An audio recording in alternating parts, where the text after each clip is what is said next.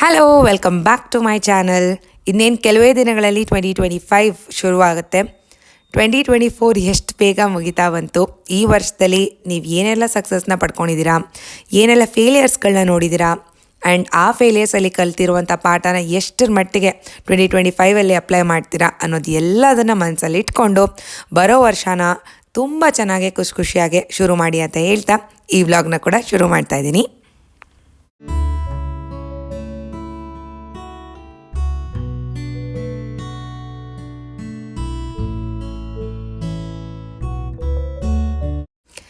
ಇವತ್ತಿನ ಲಂಚ್ನ ಪ್ರಿಪೇರ್ ಮಾಡ್ಕೊತಾ ಇದ್ದೀನಿ. ಆ್ಯಂಡ್ ಇವತ್ತು ವೆರಿ ಸಿಂಪಲ್ ಮುಲ್ಲಂಗಿನ ಬಳಸ್ಕೊಂಡು ಮುಲ್ಲಂಗಿ ಸಾಂಬಾರು ಮಾಡ್ಕೊತಾ ಇದ್ದೀನಿ. ಅದರ ಜೊತೆಗೆ ಹೂಕೋಸನ್ನ ಬಳಸ್ಕೊಂಡು ತುಂಬಾ ಕ್ವಿಕ್ಕಾಗಿ ಆಗುವಂಥ ಒಂದು ಪಲ್ಯನ ಮಾಡ್ಕೊತಾ ಇದ್ದೀನಿ. ಆ್ಯಂಡ್ ತುಂಬ ದಿನಗಳಾದಮೇಲೆ ಮುದ್ದೆನ ಮಾಡ್ಕೊತಾ ಇದ್ದೀನಿ. ನಿಮ್ಮಲ್ಲಿ ಎಷ್ಟು ಜನಕ್ಕೆ ಮುದ್ದೆ ಇಷ್ಟ ಅಂತ ಕಮೆಂಟಲ್ಲಿ ತಿಳಿಸಿ. ನನಗಂತೂ ತುಂಬಾ ಫೇವ್ರೆಟ್.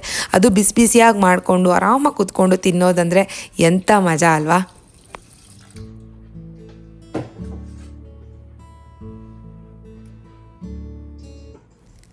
ಮೊದಲನೇದಾಗಿ ಹೂಕೋಸನ್ನೆಲ್ಲ ನಾನು ಆಲ್ರೆಡಿ ಕಟ್ ಮಾಡಿ ಫ್ರಿಜ್ಜಲ್ಲಿ ಸ್ಟೋರ್ ಮಾಡ್ಕೊಂಡಿರ್ತೀನಿ. ಅದನ್ನು ನಾನು ಒಂದು ಬಟ್ಲಲ್ಲಿ ಹಾಕಿ ಒಂದು ಸ್ವಲ್ಪ ನೀರು ಹಾಕಿ ಅರಿಶಿನ ಹಾಕಿ ಉಪ್ಪು ಹಾಕಿ ಚೆನ್ನಾಗಿ ಬೇಯಿಸ್ಕೊತೀನಿ. ಆಗ ಅದರಲ್ಲಿರುವಂಥ ಜರ್ಮ್ಸ್ ಆಗಲಿ ಅಥವಾ ಸಣ್ಣ ಹುಳಗಳೇನಿರುತ್ತೆ ಅದೆಲ್ಲ ಸತ್ತೋಗುತ್ತೆ. ಆ್ಯಂಡ್ ಬೇಗ ಕೂಡ ಬೇಯುತ್ತೆ ಪಲ್ಯ ಮಾಡೋವಾಗ ಅನ್ನೋ ಕಾರಣಕ್ಕೆ ಫಸ್ಟ್ ಈ ಸ್ಟೆಪ್ನ ಮಾಡ್ಕೊತಾ ಇದ್ದೀನಿ. ಆ್ಯಂಡ್ ತುಂಬ ಜನ ಯಾವ್ಯಾವ ತರಕಾರಿಗಳನ್ನೆಲ್ಲ ನೀವು ಕಟ್ ಮಾಡಿ ಸ್ಟೋರ್ ಮಾಡ್ತೀರಾ ಅಂತ ಕಮೆಂಟಲ್ಲಿ ಕೇಳ್ತಾನೆ ಬಂದ್ರಿ. ಯೂಶ್ವಲಾಗಿ ಈ ಥರ ಹೂಕೋಸು ಇಲ್ಲ ಬೂದ್ಗುಂಬಳಕಾಯಿ, ಪಂಪ್ಕಿನ್, ಆಮೇಲೆ ಕ್ಯಾಪ್ಸಿಕಮ್, ಬೀಟ್ರೂಟ್ ಸಿಪ್ಪೆನೆಲ್ಲ ಬಿಡಿಸಿ ಫ್ರಿಜ್ಜಲ್ಲಿ ಸ್ಟೋರ್ ಮಾಡಿ ಇಟ್ಕೊತೀನಿ. ಆ್ಯಂಡ್ ಇನ್ನೇನು ಚಿಲ್ಲೀಸ್, ಹಸಿಮೆಣ್ಸಿನ್ಕಾಯಿ ಇರುತ್ತಲ್ಲ ಅದರದ್ದೆಲ್ಲ ಬಿಡಿಸಿ ಇಟ್ಕೊಂಡಿರ್ತೀನಿ.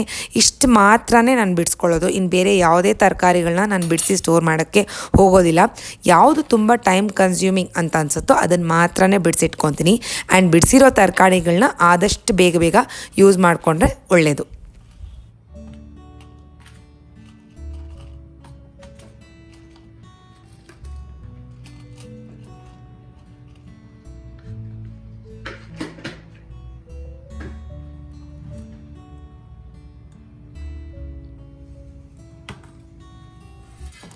ಹೂಕೋಸೆಲ್ಲ ಬೇಯೋಷ್ಟೊತ್ತಿಗೆ ಅನ್ನ ಕೂಡ ಆಗಲಿ ಅಂತ ಅದಕ್ಕೂ ಕೂಡ ಪ್ರಿಪೇರ್ ಮಾಡ್ಕೊತಾ ಇದ್ದೀನಿ.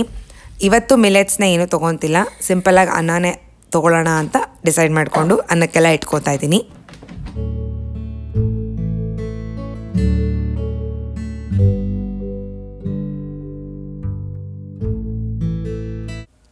ರೀಸೆಂಟಾಗೆ ನಾವು ಊರಿಗೆ ಹೋಗಿದ್ವಿ. ಅಲ್ಲಿ ಅಜ್ಜಿ ಬೆಳೆಸಿರೋ ಅಂಥ ಮುಲ್ಲಂಗಿನ ನಮಗೆ ಕೊಟ್ಟು ಕಳಿಸಿದ್ರು. ಅದರಲ್ಲೇ ಸಾಂಬಾರು ಮಾಡೋಣ ಅಂತಲೇ ಡಿಸೈಡ್ ಮಾಡಿಕೊಂಡು ಮುಲ್ಲಂಗಿ ಸಾಂಬಾರು ಮಾಡೋಣ ಅಂತ ಅಂದ್ಕೊಂಡಿದ್ದೆ. ನಾವೇ ಬೆಳೆಸಿರುವಂಥ ತರಕಾರಿನ ನಾವು ಅಡುಗೆಯಲ್ಲಿ ಬಳಸ್ಕೊಳ್ಳೋವಾಗ ಇರೋವಷ್ಟು ಖುಷಿ ಇನ್ಯಾವುದೂ ಇಲ್ಲ. ಫ್ಯೂಚರಲ್ಲಿ ನಾನು ಟೆರೆಸ್ ಗಾರ್ಡನಿಂಗ್ ಅದೆಲ್ಲ ಮಾಡಬೇಕು ಅಂತ ತುಂಬಾ ಇಂಟ್ರೆಸ್ಟ್ ಇದೆ ನನಗೆ. ಖಂಡಿತ ಮಾಡ್ತೀನಿ. ಆಗ ನಾನೇ ಬೆಳೆಸ್ಕೊಂಡಿರೋ ಅಂಥ ತರಕಾರಿಗಳನ್ನ ನನ್ನ ಅಡುಗೆಯಲ್ಲಿ ಬಳಸ್ಕೊಂಡು ಊಟ ಮಾಡೋದಕ್ಕೆ ನಂಗೆ ತುಂಬಾ ಖುಷಿ. ನಿಮ್ಮಲ್ಲಿ ಎಷ್ಟು ಜನಕ್ಕೆ ಈ ಟೆರೆಸ್ ಗಾರ್ಡನಿಂಗ್ ಅನ್ನೋದು ಇಷ್ಟ ಅಂತ ಕಮೆಂಟಲ್ಲಿ ತಿಳಿಸಿ. ಬಳಸ್ಕೊಳ್ಳೋದು ಅಲ್ಲದೆ ಇದರಲ್ಲಿ ಸಿಗುವಂಥ ಖುಷಿ ಆ್ಯಂಡ್ ಇದರಲ್ಲಿ ಸಿಗುವಂಥ ಒಂದು ಪೀಸ್ ಇರುತ್ತಲ್ಲ ಅದು ತುಂಬಾ ಚೆನ್ನಾಗಿರುತ್ತೆ. ಸೊ ಯಾರೆಲ್ಲ ಟ್ರೈ ಮಾಡ್ತಾ ಇದ್ದಾರೋ ಆಲ್ರೆಡಿ ಅಂತಲೂ ಕಮೆಂಟಲ್ಲಿ ತಿಳಿಸಿ.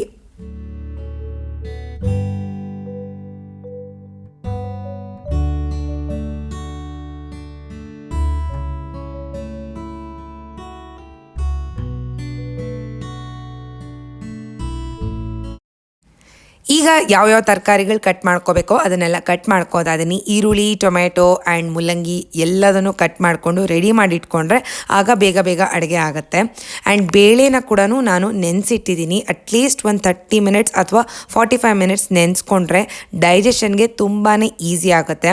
ಎಸ್ಪೆಷಲಿ ಗ್ಯಾಸ್ಟ್ರಿಕ್ ಆರ್ ಆ್ಯಸಿಡಿಟಿ ಇರೋರಿಗೆ ಬೇಳೆ ಅಥವಾ ಯಾವುದೇ ಕಾಳುಗಳನ್ನ ತಿಂದಾಗ್ಲೂ ಅದು ತುಂಬಾ ಅನ್ಕಂಫರ್ಟಬಲ್ ಆ್ಯಂಡ್ ಡೈಜೆಷನ್ ಸರಿಯಾಗಿ ಆಗೋದಿಲ್ಲ. ಸೊ ಈ ಥರ ನೆನೆಸ್ಕೊಳ್ಳಿ. ಮಿಲ್ಲೆಟ್ಸ್ನ ಬೇಳೆಗಳನ್ನೆಲ್ಲ ನೆನೆಸ್ಕೊಳ್ಳೋದ್ರಿಂದ ಅಡುಗೆ ಬೇಗ ಆಗುತ್ತೆ, ಅದರ ಜೊತೆಗೆ ಡೈಜೆಷನ್ ಕೂಡ ಈಸಿ ಆಗುತ್ತೆ.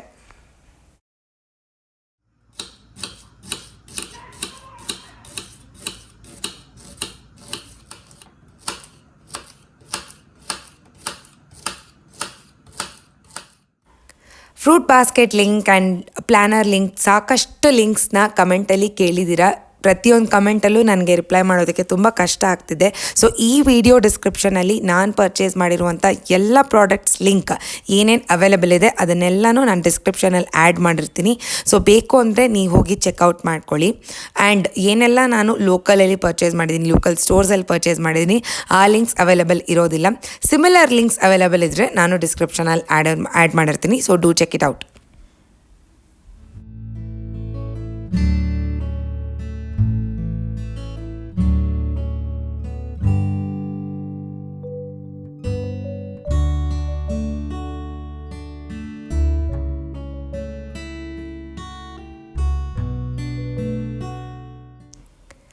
ಎಲ್ಲ ಕಟ್ ಮಾಡ್ಕೊಳ್ಳೋದ್ರಷ್ಟೊತ್ತಿಗೆ ಅನ್ನ ಕೂಡ ರೆಡಿಯಾಗಿದೆ ಆ್ಯಂಡ್ ಅದ್ರ ಜೊತೆಗೆ ಕಾಲಿಫ್ಲವರ್ ಕೂಡ ಬೆಂದಿದೆ.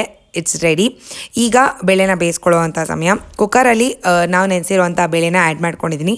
ನಾನು ತೊಗೊಂಡಿರೋದು ತೊಗರಿ ಬೇಳೆ, ಅದ್ರ ಜೊತೆಗೆ ಮಸೂರ್ ದಾಲ್ ಬರುತ್ತೆ, ರೆಡ್ ಮಸೂರ್ ದಾಲ್, ಅದನ್ನು ಕೂಡ ಆ್ಯಡ್ ಮಾಡಿದ್ದೀನಿ, ಸ್ವಲ್ಪ ಟೇಸ್ಟ್ ಚೆನ್ನಾಗಿರುತ್ತೆ ಅನ್ನೋ ಕಾರಣಕ್ಕೆ. ಆ್ಯಂಡ್ ಇದರ ಜೊತೆಗೆ 2 ಟೊಮೆಟೊನ ಆ್ಯಡ್ ಮಾಡಿದ್ದೀನಿ, ಬೆಳ್ಳುಳ್ಳಿ ಆ್ಯಡ್ ಮಾಡಿದ್ದೀನಿ. ಬೇಕು ಅಂದರೆ ನೀವು ಕರಿಬೇವನ್ನ ಆ್ಯಡ್ ಮಾಡ್ಕೋಬೋದು. ಅದ್ರ ಜೊತೆಗೆ ಉಪ್ಪು, ಅರಿಶಿನ ಇಷ್ಟನ್ನು ಮಾತ್ರ ಆ್ಯಡ್ ಮಾಡಿದ್ದೀನಿ.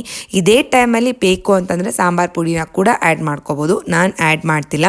ಇಷ್ಟನ್ನು ಮಾತ್ರ ಒಂದು 2 ವಿಸಲ್ನ ಕೊಟ್ಟು ಬೇಯಿಸ್ಕೊಂಡಿದ್ದೀನಿ ಅಷ್ಟೇ.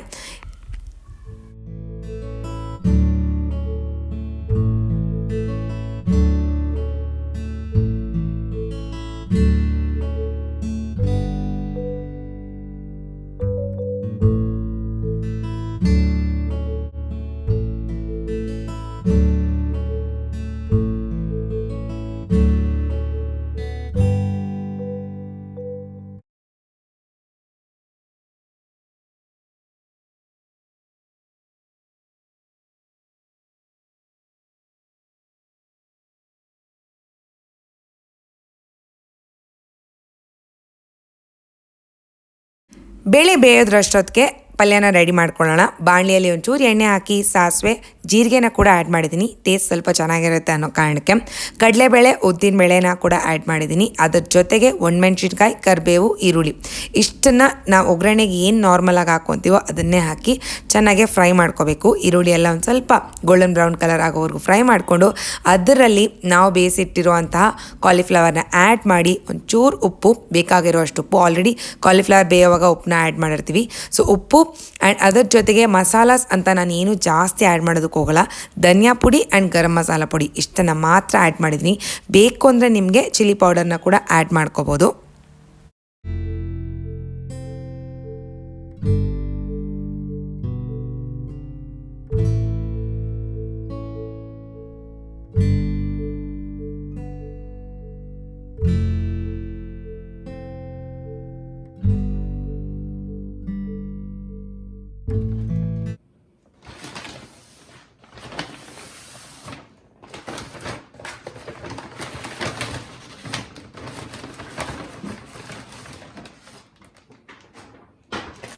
ಕ್ರಿಸ್ಮಸ್ ವೆಕೇಷನ್ ಆಗಿರೋದ್ರಿಂದ ಆರ್ಯ ನಮ್ಮ ಚಿಕ್ಕಮ್ಮ ಅವ್ರ ಮನೆಗೆ ಹೋಗಿದ್ದೆ, ಎಂಜಾಯ್ ಮಾಡ್ಕೊಂಬರೋಣ ಅಂತ. ಸೊ ಎಷ್ಟು ಬೇಕೋ ಅಷ್ಟು ಮಾತ್ರನೇ ನಾನು ಜೆಪ್ಟೋಯಿಂದ ಆರ್ಡರ್ ಮಾಡ್ಕೊಂಡಿದ್ದೆ.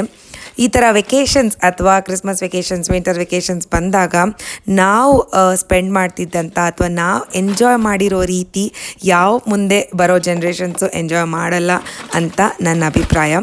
ನಾವು ತುಂಬಾ ಔಟ್ಡೋರ್ ಆ್ಯಕ್ಟಿವಿಟೀಸಲ್ಲಿ ಮುಳುಗೋಗಿದ್ವಿ. ಆಗ ಆ್ಯಂಡ್ರಾಯ್ಡ್ ಟಿ ವಿ ಅಥವಾ ಫೋನ್ಸ್ ಏನೇನೋ ಅವೈಲೇಬಲ್ ಇರ್ತಾ ಇರಲಿಲ್ಲ. ಎಷ್ಟು ಆಚೆ ಆಟ ಆಡಿದ್ದೀವಿ ಅಂದರೆ ಕುಂಟೆಬಿಲ್ಲೆ, ಈ ಕಳ್ಳ ಮಣ್ಣು, ಹೈಡ್ ಆ್ಯಂಡ್ ಸೀಕ್, ಕಣ್ಣಾಮುಚ್ಚೆ, ಈ ಥರ ಎಷ್ಟು ಗೇಮ್ಸ್ ಆಡ್ತಿದ್ವಿ. ಈಗ ತುಂಬಾ ಅಪರೂಪ, ಎಲ್ಲೂ ಕಾಣಿಸೋದೇ ಇಲ್ಲ ಮಕ್ಕಳು ಈ ಥರ ಗೇಮ್ಸ್ ಆಡೋದು. ಆ್ಯಂಡ್ ಅಜ್ಜಿ ತಾತನಿಗೆ ಕಾಟ ಕೊಡ್ತಿದ್ವಿ.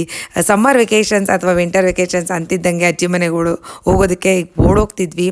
ಅಷ್ಟು ಮೆಮರೀಸ್ ಇದೆ ನಮ್ಮ ಜನ್ರೇಷನ್ಸಲ್ಲಿ. ಮುಂದೆ ಬರೋ ಜನ್ರೇಷನ್ಸ್ ಈ ಥರ ಎಂಜಾಯ್ ಮಾಡ್ತಾರೋ ಇಲ್ವೋ ಗೊತ್ತಿಲ್ಲ, but as was the best ಅಂತ ಹೇಳ್ಬೋದು. ನಿಮ್ಮಲ್ಲಿ ಎಷ್ಟು ಜನ ಈ ಮಾತಿಗೆ ಒಪ್ಕೊತೀರಾ ಅಂತ ಕಮೆಂಟಲ್ಲಿ ತಿಳಿಸಿ.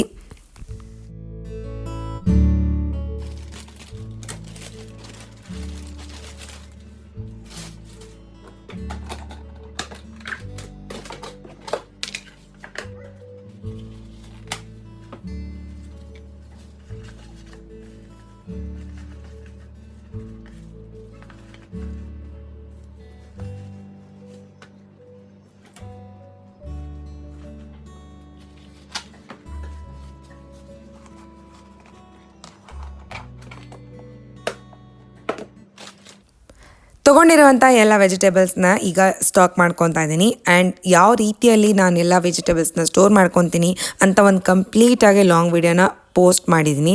ಸೊ ಬೇಕು ಅಂದರೆ ನೀವು ಚೆಕ್ಔಟ್ ಮಾಡ್ಕೊಳ್ಳಿ. ಮೀಲ್ ಪ್ರಿಪರೇಷನ್ಸ್ ಅಂತ ಟೈಟಲ್ನ ಆ್ಯಡ್ ಮಾಡಿದ್ದೀನಿ. ತುಂಬಾ ಈಸಿಯಾಗೆ ನೀವು ಎಲ್ಲ ವೆಜಿಟೇಬಲ್ಸ್ನ ಸ್ಟೋರ್ ಮಾಡಿಕೊಂಡು ವಾರ ಪೂರ್ತಿ ಆರಾಮಾಗೆ ಹ್ಯಾಸಲ್ ಫ್ರೀಯಾಗೆ ನಿಮ್ಮ ಅಡುಗೆನ ಮಾಡ್ಕೋಬೋದು. ಸೊ ಆ ವಿಡಿಯೋನ ಚೆಕ್ ಮಾಡಿಲ್ಲ ಅಂದರೆ ದಯವಿಟ್ಟು ಚೆಕ್ಔಟ್ ಮಾಡಿ.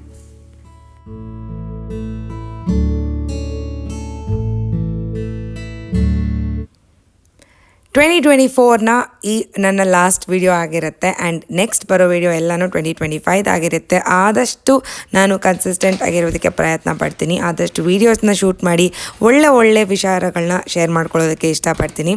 ಆ್ಯಂಡ್ 2025ನ ನಾನು ತುಂಬಾ ಪ್ಲ್ಯಾನ್ ಮಾಡಿಕೊಂಡು ಶುರು ಮಾಡ್ಕೋಬೇಕು ಅಂತ ಅಂದ್ಕೊಂಡಿದ್ದೀನಿ. ನೋಡೋಣ ಎಷ್ಟರ ಮಟ್ಟಿಗೆ ನಾನು ಪ್ಲ್ಯಾನ್ ಮಾಡ್ಕೊಂಡಿರೋದೆಲ್ಲ ಎಕ್ಸಿಕ್ಯೂಟ್ ಮಾಡ್ಬೋದು ಅಂತ. ಆ್ಯಂಡ್ ನಿಮ್ಮಲ್ಲಿ ಎಷ್ಟು ಜನ ಯಾವ್ಯಾವ ರೆಸಲ್ಯೂಷನ್ಸ್ನ ತೊಗೊಳ್ಬೇಕು ಅಂದ್ಕೊಂಡಿದ್ದೀರಾ, ಯಾವ್ಯಾವ ಬದಲಾವಣೆಗಳನ್ನ ಮಾಡ್ಕೋಬೇಕು ಅಂತ ಅಂದ್ಕೊಂಡಿದ್ದೀರಾ, ಏನೇ ಮಾಡ್ಕೋಬೇಕು ಅಂತ ಅಂದ್ಕೊಂಡ್ರೂ ತುಂಬ ಪ್ರಾಕ್ಟಿಕಲಾಗಿ ಯೋಚನೆ ಮಾಡಿ ಪ್ರಾಕ್ಟಿಕಲ್ ಆಗಿರುವಂಥ ರೆಸಲ್ಯೂಷನ್ಸ್ನ ಮಾಡ್ಕೊಳ್ಳಿ. ಸಾಧ್ಯನೇ ಆಗದೆ ಇರೋವಂಥದ್ದು ಅಥವಾ ತುಂಬಾ ದೊಡ್ಡ ಗುರಿ ಅದನ್ನು ತುಂಬ ಈಸಿಯಾಗಿ ಬೇಗ ಹೋಗಿ ಫುಲ್ಫಿಲ್ ಮಾಡ್ಕೋಬೇಕು ಅಂತ ಅಂದ್ಕೋಬೇಡಿ. ಶಾರ್ಟ್ ಗೋಲ್ಸ್ನ ಇಟ್ಕೊಳ್ಳಿ. ಆಗ ಆಟೋಮೆಟಿಕ್ಕಾಗಿ ನೀವು ಅನ್ಕೋಬೇಕಾಗಿರುವಂಥ ಅಥವಾ ಸಾಧಿಸಬೇಕಾಗಿರುವಂಥ ದೊಡ್ಡ ಗೋಲ್ನ ಈಸಿಯಾಗಿ ಅಚೀವ್ ಮಾಡ್ಕೋಬೋದು. ಆ್ಯಂಡ್ ಫಿಸಿಕಲಿ ಕೂಡ ಗೋಲ್ಸ್ನ ಮಾಡ್ಕೊಳ್ಳಿ. Career oriented goals, financial goals, family goals ಎಲ್ಲನೂ ಈಕ್ವಲ್ ಆಗಿ ಬ್ಯಾಲೆನ್ಸ್ ಮಾಡೋ ರೀತಿಯಲ್ಲಿ ನಿಮ್ಮ ಗೋಲ್ಸ್ನ ಪ್ರಿಪೇರ್ ಮಾಡ್ಕೊಳ್ಳಿ.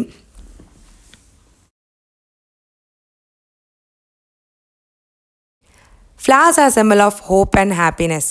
ಈ ಹೂಗಳನ್ನ ನೋಡಬೇಕಾದ್ರೆ ನಮಗೆ ಗೊತ್ತಿರಲ್ಲ, ಒಳಗಡೆ ನಮಗೆ ಆದಂಥ ಯಾವುದೋ ಒಂದು ಸಂತೋಷನ ತಂದುಕೊಡುತ್ತೆ.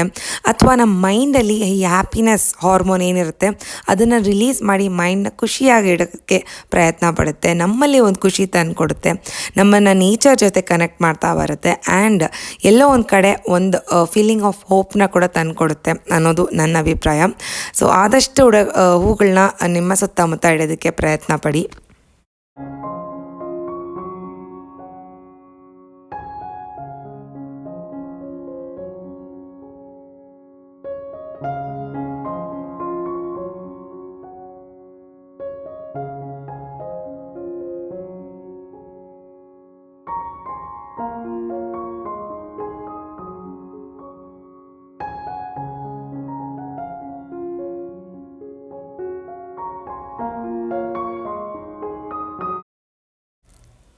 ಝೆಪ್ಟೋಲ್ಲಿ ತರಿಸ್ಕೊಂಡಿರುವಂಥ ಎಲ್ಲ ಐಟಮ್ಸ್ನ ನಾನು ಆ್ಯಕ್ಚುಲಿ ಬೆಳಗ್ಗೆನೇ ತರಿಸಿ ವಿಡಿಯೋನ ಶೂಟ್ ಮಾಡಿಟ್ಟಿದ್ದೆ. ಸೊ ಅದನ್ನು ಮಧ್ಯದಲ್ಲಿ ಆ್ಯಡ್ ಮಾಡಿದ್ದೀನಿ. ಈಗ coming back to our cooking. ನನಗೆ ತುಂಬಾ ಹೊಟ್ಟೆ ಹಸಿದಿತ್ತು, ಬೆಳಗ್ಗೆಯಿಂದ ಏನೂ ತಿಂದಿರಲಿಲ್ಲ. ನಾನು ಇಂಟರ್ಮಿಟೆಂಟ್ ಫಾಸ್ಟಿಂಗ್ನ ಮಾಡ್ತಾಯಿದ್ದೀನಿ. ಸೊ ಈಗ ನನ್ನ ಫಾಸ್ಟ್ನ ಬ್ರೇಕ್ ಮಾಡುವಂಥ ಸಮಯ. ಆ್ಯಂಡ್ ಫಸ್ಟಾಗೆ ಯಾವುದಾದ್ರೂ ಪ್ರೋಟೀನ್ ಅಥವಾ ಏನನ್ನಾದರೂ ತೊಗೋಬೋದು ನೀವು ಆ್ಯಕ್ಚುಲಿ ಇಂಟರ್ಮಿಟೆಂಟ್ ಫಾಸ್ಟಿಂಗಲ್ಲಿ. ಸೊ ಮೊದಲನೇದಾಗಿ ಬೇಗ ಏನನ್ನಾದರೂ ತಿನ್ನೋಣ ಅಂತ ನನ್ನ ಹಸ್ಬೆಂಡ್ ನನಗೆ ಪಪಾಯನೆಲ್ಲ ಕಟ್ ಮಾಡಿ ಕೊಡ್ತಿದ್ದಾರೆ.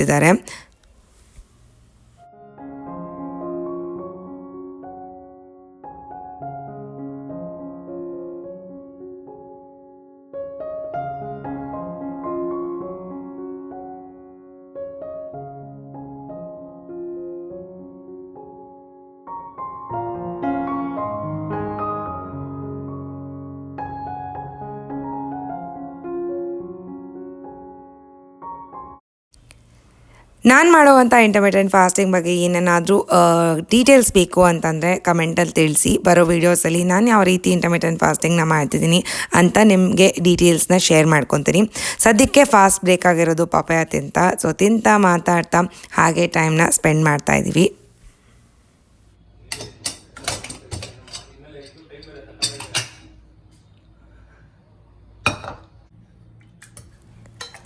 ಪಪಾಯ ಎಲ್ಲ ತಿನ್ನೋದ್ರಷ್ಟೊತ್ತಿಗೆ ಬೇಳೆ ಎಲ್ಲ ಬೆಂದಿತ್ತು. ಕುಕ್ಕರಲ್ಲಿ ಪ್ರೆಷರ್ನ ರಿಲೀಸ್ ಮಾಡಿ ಈಗ ಬೇಳೆನೆಲ್ಲ ನಾನು ಸ್ಮ್ಯಾಶ್ ಮಾಡ್ಕೊತಾ ಇದ್ದೀನಿ.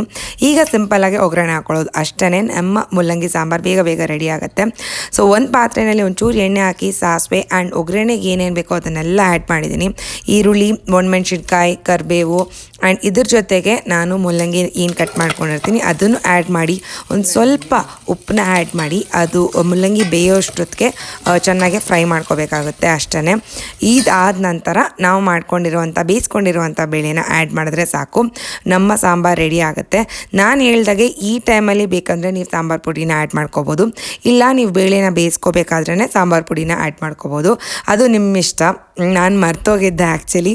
ಸೊ ಈಗ ಲಾಸ್ಟ್ ಮಿನಿಟಲ್ಲಿ ಸಾಂಬಾರು ಪುಡಿನ ಆ್ಯಡ್ ಮಾಡಿದ್ದೀನಿ.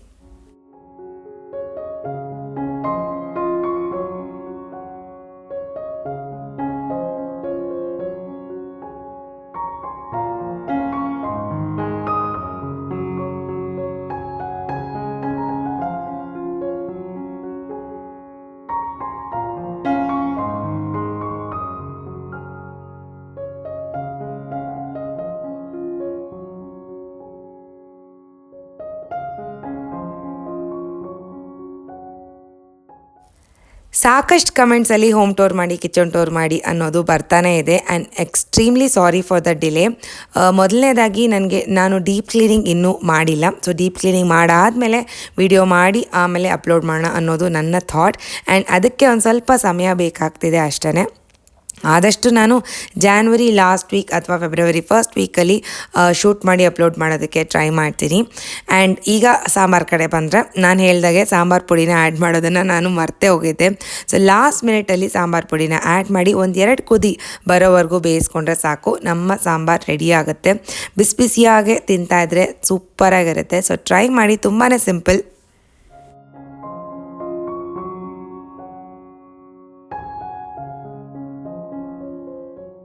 ಸಾಂಬಾರು ಆಗ್ತಿದ್ದಂಗೆ ನಾನು ಮುದ್ದೆ ಕೂಡ ರೆಡಿ ಮಾಡ್ಕೊತಾ ಇದ್ದೀನಿ. ಆ್ಯಂಡ್ ಮುದ್ದೆ ಅಂತಿದ್ದಂಗೆ ನನಗೊಂದು ದೊಡ್ಡ ಸ್ಟೋರಿನೇ ಇದೆ, ಫ್ಲ್ಯಾಶ್ ಬ್ಯಾಕ್.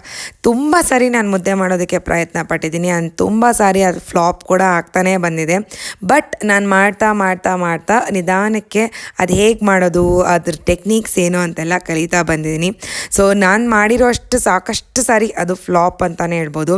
ಎಸ್ಪೆಷಲಿ ಪುಟ್ಟಂಗೆ ನಾನು ಮಾಡಿದಾಗ ಬೆಂದಿದೆಯಾ ಇಲ್ವಾ ಅನ್ನೋದೊಂದು ದೊಡ್ಡ ಡೌಟ್. ಬಿಕಾಸ್ ಅದು ಸರಿಯಾಗಿ ಬೆಂದಿಲ್ಲ ಅಂದರೆ ಆವತ್ತಿನ ದಿನ 100% ಹೊಟ್ಟೆ ನೋವು ಬರುತ್ತೆ. ಸೊ ಮಾಡ್ತಾನೆ ನಾವು ಯಾವುದೇ ಡಿಶ್ನಾಗಲಿ ಕಲಿತಾ ಬರ್ತೀವಿ. ಇದೇ ಸ್ಟೋರಿ ನನಗೆ ಉಪ್ಪಿಟ್ಟು ಜೊತೆನೂ ಆಗಿದೆ. ನಾನು ಎಷ್ಟು ಸರಿ ಉಪ್ಪಿಟ್ಟು ಮಾಡಿದ್ರೂ ಅದು ಸರಿಯಾಗಿ ಬರ್ತಾನೆ ಇರಲಿಲ್ಲ. ನಿಧಾನಕ್ಕೆ ಮಾಡ್ತಾ ಕಲಿತಾ ಒಂದೊಂದು ಅಡುಗೆನೇ ಕಲ್ತಿದ್ದು ನಾನು. ಸೊ ನಿಮ್ಮಲ್ಲಿ ಎಷ್ಟು ಜನಕ್ಕೆ ಈ ಥರ ಫ್ಲ್ಯಾಶ್ ಬ್ಯಾಕ್ಸ್ ಇದೆ?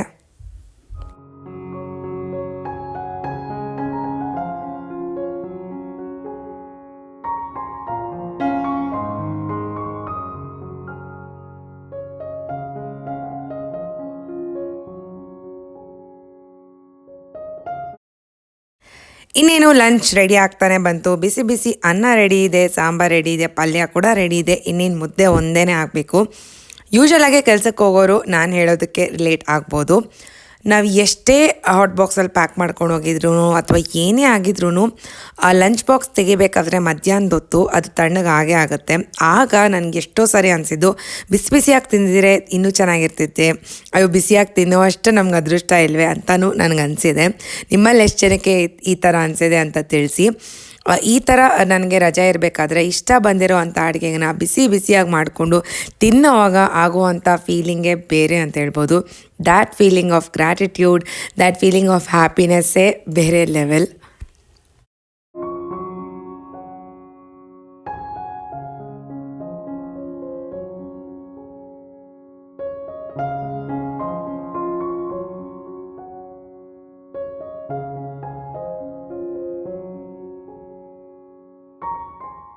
ಸೊ ನಮ್ಮ ಲಂಚ್ ರೆಡಿ ಆಯಿತು. ಬಿಸಿ ಮುದ್ದೆ, ಅದರ ಜೊತೆಗೆ ಬೇಳೆ ಹಾಕಿ ಮುಲ್ಲಂಗಿ ಹಾಕಿ ಮಾಡಿರುವಂಥ ಸಾಂಬಾರು, ಹೂಕೋಸು ಪಲ್ಯ, 1 ಸ್ಪೂನಷ್ಟು ತುಪ್ಪ ಆ್ಯಂಡ್ ಉಪ್ಪಿನಕಾಯಿ.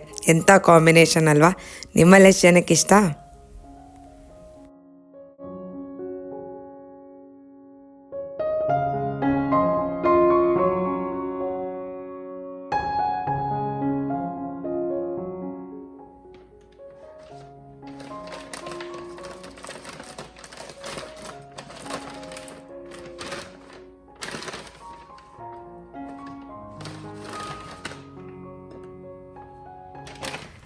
ತೃಪ್ತಿ ಸಂಜೆಗೆ ಮಧ್ಯಾಹ್ನ ಹೊಟ್ಟೆ ತುಂಬ ಊಟ ಮಾಡಾದ್ಮೇಲೆ ಎಲ್ಲೋ ಒಂದು ಕಡೆ ಒಂದು ಸ್ವಲ್ಪ ಸ್ವೀಟ್ ಕ್ರೇವಿಂಗ್ಸ್ ಆಗ್ತಿತ್ತು. ಆ್ಯಂಡ್ ಯೂಶ್ವಲಾಗೆ ನನಗೆ ಈ ಥರ ಸ್ವೀಟ್ ಕ್ರೇವಿಂಗ್ಸ್ ಆದಾಗ ಒಂದು ಪೀಸ್ ಡಾರ್ಕ್ ಚಾಕ್ಲೇಟ್ನ ತಿಂದು ಅಲ್ಲಿಗೆ ಮುಗಿಸ್ಕೊತೀನಿ. ಬಟ್ ಇವತ್ತು ಯಾಕೋ ಬ್ರೌನಿ ತಿನ್ನಬೇಕು ಅಂತ ಅನಿಸ್ತಿತ್ತು. ಸೊ ನನಗೆ ಅಂತ ಬ್ರೌನಿ ಆ್ಯಂಡ್ ಪುಟ್ಟಾಗೆ ಅಂತ ಪೈನಾಪಲ್ ಪೇಸ್ಟ್ರಿನ ಆರ್ಡರ್ ಮಾಡ್ಕೊಂಡ್ವಿ. ಆ್ಯಂಡ್ ನಾನು ಆರ್ಡರ್ ಮಾಡ್ಕೊಂಡಿರೋದು ಕೇಕ್ ವಾಲಾದಿಂದ. Brownie was okay, pineapple pastry was really good.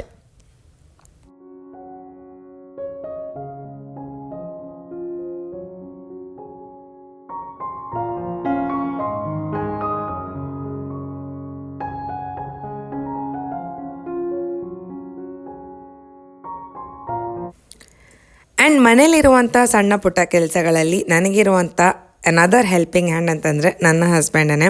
So ಈ ಥರ ಯಾವುದೇ ಸಣ್ಣ ಪುಟ್ಟ ಕೆಲಸಗಳಿದ್ರೂ ಅವರು ಯಾವುದೇ ಸಂಕೋಚ ಇಲ್ಲದೇನೂ ನನಗೆ ಬಂದು ಹೆಲ್ಪ್ ಮಾಡಿ ಕೊಡ್ತಾರೆ. ಆ್ಯಂಡ್ ಇವಾಗ ಸಂಜೆ ಆಗ್ತಿದ್ದಂಗೆ ಒಂದೊಳ್ಳೆ ಸನ್ಸೆಟ್ನ ನೋಡಿಕೊಂಡು ಈ ಸಣ್ಣ ಪುಟ್ಟ ಕೆಲಸಗಳನ್ನ ಮುಗಿಸ್ಕೊಳ್ತಾ ಇದ್ದೀವಿ.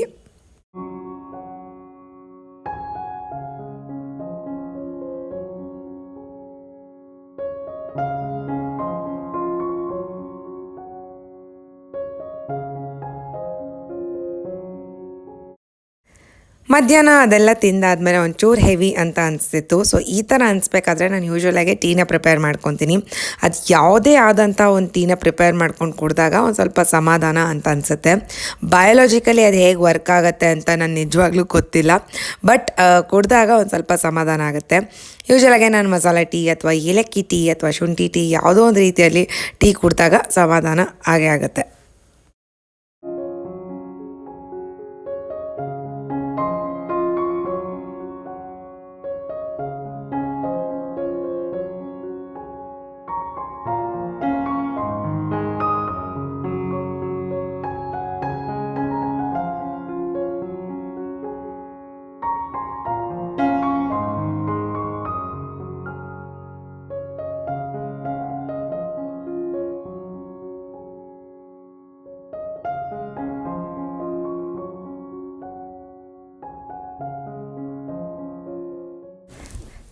So one of my favourite ಏಲಕ್ಕಿ ಟೀನ ಕುಡಿತಾ ನಮ್ಮ ಈವ್ನಿಂಗ್ನ ಸ್ಪೆಂಡ್ ಮಾಡ್ತಾ ಇದ್ದೀವಿ. ಟಿ ವಿ ಎಲ್ಲ ನೋಡ್ತಾ ಒಂದು ಸ್ವಲ್ಪ ರಿಲ್ಯಾಕ್ಸ್ ಮಾಡ್ಕೊತಾ ಇದ್ವಿ. ಆ್ಯಂಡ್ ನಾನು ಯಾವುದೇ ಕೆಲಸ ಮಾಡೋದಕ್ಕೂ ನನಗೆ ಇಂಜರಿ ಅಲ್ಲ. ಬಟ್ ಈ ಬಟ್ಟೆ ಮಡಚಿ ಎತ್ತಿಡೋದಂದರೆ ನನಗೆ ನಿಜವಾಗ್ಲೂ ಇಷ್ಟ ಇಲ್ಲ. ಅದು ಯಾಕೆ ಅಂತ ಗೊತ್ತಿಲ್ಲ. ಬೇರೆ ಏನೇ ಕೆಲಸ ಕೊಟ್ಟರು ನನಗೆ ಆಗೋ ಈಗೋ ನಾನು ಮುಗಿಸ್ಕೊತೀನಿ. ಬಟ್ ಈ ಬಟ್ಟೆ ಮಡ್ಚೋದಂತೂ ನಾನು ತುಂಬಾ ಡಿಲೇ ಮಾಡ್ತಾನೆ ಹೋಗ್ತೀನಿ. ಅದೊಂದು ರಾಶಿ ಆಗೋವರೆಗೂ ವೆಯ್ಟ್ ಮಾಡಿ ಆಮೇಲೆ ಮಡಿಸ್ತೀನಿ. ಬಟ್ ನಿಧಾನಕ್ಕೆ ಅದನ್ನು ಕೂಡ ಅಭ್ಯಾಸ ಮಾಡ್ಕೊತಾ ಇದ್ದೀನಿ. ಆಗಾಗೆ ತಂದಾಗಲೇ ಮಡ್ಚಿಟ್ಕೊಂಡಾಗ ಸ್ವಲ್ಪ ಈಸಿ ಆಗುತ್ತೆ ಅಂತ ಆದಷ್ಟು ಟ್ರೈ ಮಾಡ್ತಾ ಇದ್ದೀನಿ. ಬಟ್ ಎಲ್ಲೋ ಒಂದು ಕಡೆ ನನಗೆ ಈ ಕೆಲಸ ಅಂತೂ ಒಂಚೂರು ಕೂಡ ಇಷ್ಟನೇ ಇಲ್ಲ.